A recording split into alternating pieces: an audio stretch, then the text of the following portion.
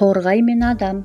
Өткен заманда бір адам тор құрып қойса, торына кішкене бір торғай түсіп қалыпты.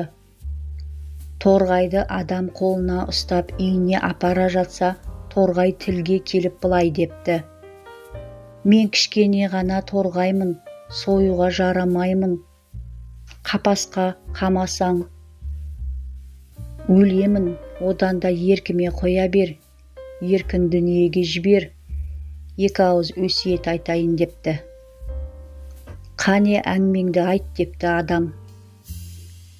«Жарайды, бір аузың қолыңда, бір аузың жерге түскен соң айтайын. Өйткені қос қолдап қысып тұрғанда өпкем қысылып, ештеңе айта алмаймын» депті торғай. Адам босатыпты. Бірінші, өткен іске өкінбе, екінші, көзбен көрмей сенбе депті. Торғай анадай жерге қонып отырып: «Сен ештеңені білмейсің, менің бөтегемде жұдырықтай гауһар бар еді».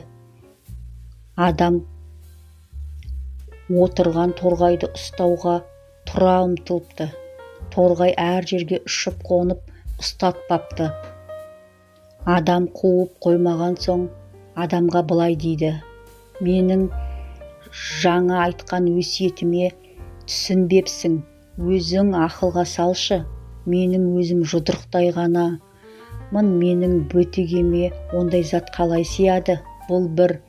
Екінші, мен саған ұстатпаймын, қанатым бар, сондықтан өткен іске өкінбе» деп ұшып